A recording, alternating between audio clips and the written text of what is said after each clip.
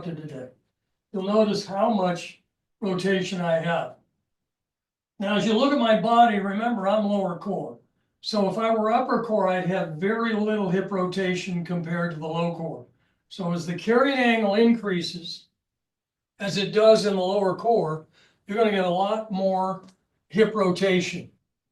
You'll notice, you recall that I talked about Bobby Smith. Bob was one of my students, PGA Tour Champions Tour player.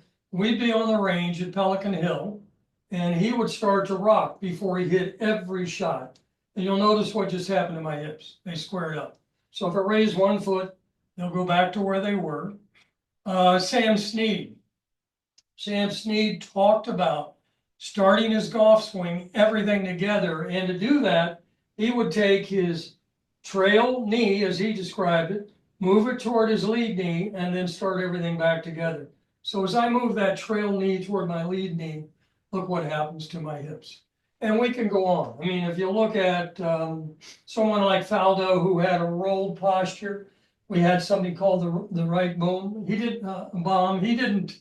Faldo didn't make any particular moves, but he didn't set up in those days the way we would teach a player to keep that spine angle straight. Let me show you that again. So Faldo with the rolled shoulders here, and his hips are square. Okay, and on red 3, if I see how much, by the way, you can see how much my lead hand, my left hand here is turned in. I have cards set up, so you'll notice how much white you see in my right hand versus my left. If I simply rock, and look how my hand's squared up. So that's going to impact how I grip the club. A real important. My hips just squared. You notice my hand turns in again here. So that is the Bobby Smith move.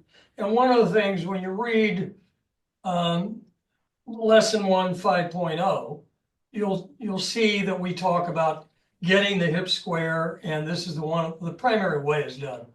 You'll notice I don't have to have a big rock to do it. Okay, all I have to do is rock once. For me, it's a couple of times and my hips square up.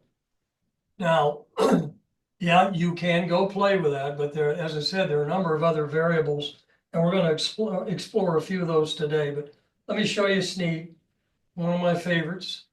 And when I've gone to low core, I've actually used this. So Snead would talk about getting in a setup, moving the trail knee, not the lead knee, but the trail knee down the target line, and now look at I'm totally square. So Matt Wolf, you remember Matt Wolf would have a big move over the top here and come back in my hand, I'm square. So these players found numerous ways. If you watch now Cantlay doesn't pick his feet up, but he keeps moving. And when I was playing in the 80s and 90s, pros would say, don't stop moving. And you'll see what happened. I just squared up. So if I move though, and I raise a foot at all, I go back to open. So once the lower kinetic chain is set, your stance, you want to keep that. You want to keep that set. You don't want to raise a foot.